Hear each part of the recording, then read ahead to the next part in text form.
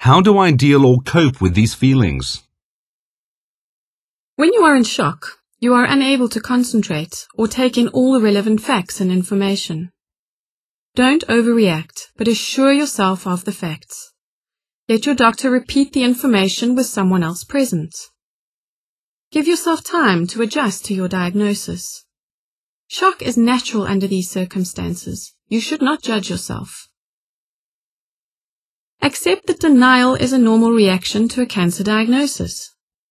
Allow yourself the mood fluctuations that swing from hope to despair. It takes time for the reality to sink in. Lack of communication at this time reinforces your feelings of isolation. It can cause breakdown in family relationships. Open communication and support between family and friends is necessary. In dealing with guilt, look at unresolved issues. Identify the feelings behind the guilt, such as remorse, anger, or sadness. When you are feeling guilty, you may actually be feeling regret at not being able to do what you want to. Are you blaming yourself for the impact your cancer is having on your family? You are not to blame. Cancer can affect anyone. You can lessen the guilt by talking to others. When handling anger, it is important to identify why you are angry. At what? And then get it out. Yell, scream, punch pillows to release the anger. Don't wallow in the feeling. Use that energy to get well and live positively. Avoid frustrating situations and allow yourself to cry when you need to. Do not mask your true feelings. Don't make jokes or lecture others.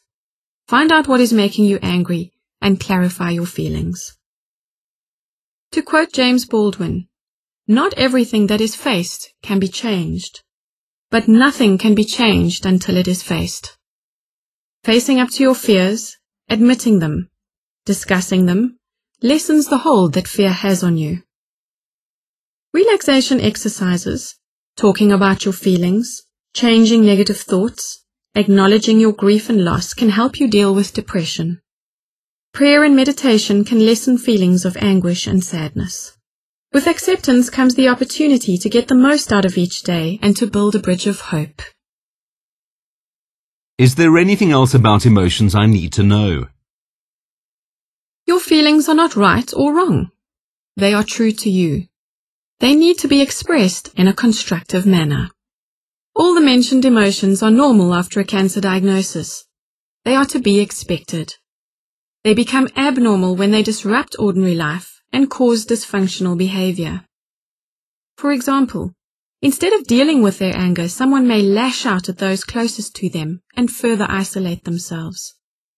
Each person may or may not experience these emotions according to their own personal reaction. The weeks and months following a cancer diagnosis can be a roller coaster ride for all. When one person is feeling okay, the other may be in denial. This can create conflict. Honest talking about the issues and feelings can resolve this.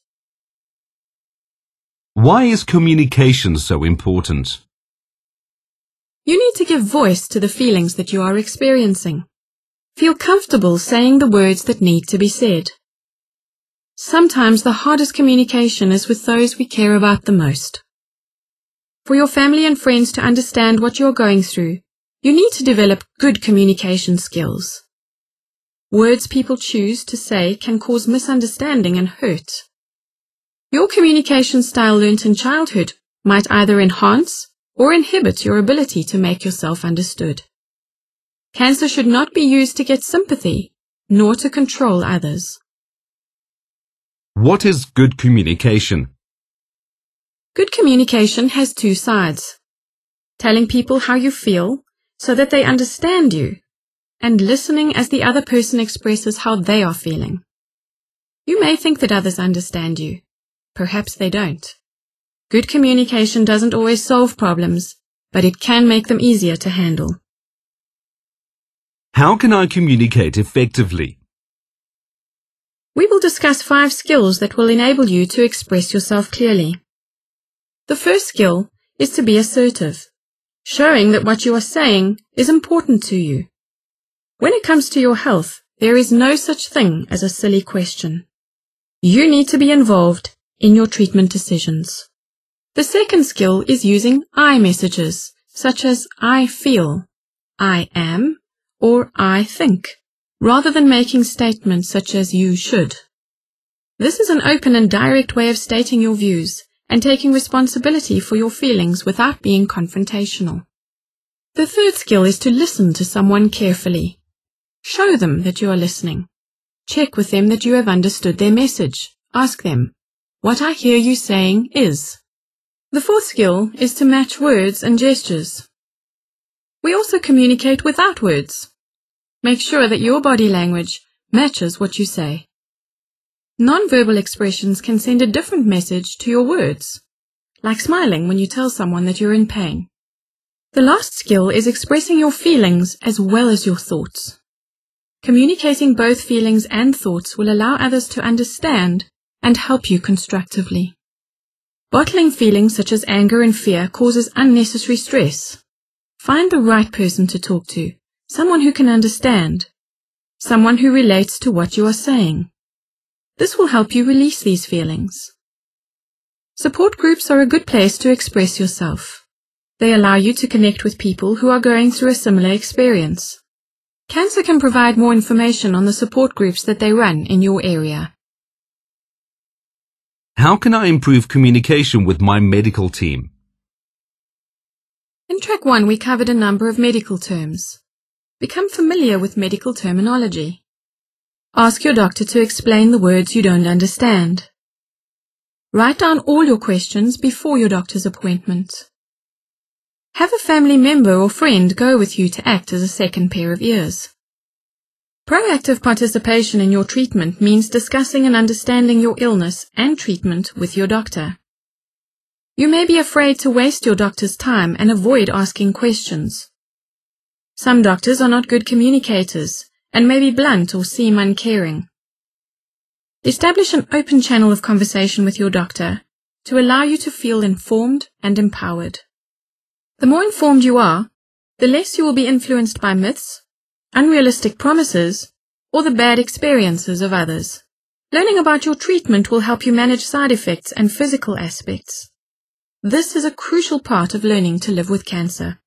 Remember, this is about your life and your health. By using these communication skills, you will develop a good relationship with your medical team. What choices do I have relating to my illness? People living with cancer have the right to make their own choices, without interference from others. After careful consideration and consultation, you can make your own decisions regarding the following issues: the type and extent of treatment, a second medical opinion, refusal of continued treatment, as much or little information as is necessary, confidentiality and privacy, counseling and support.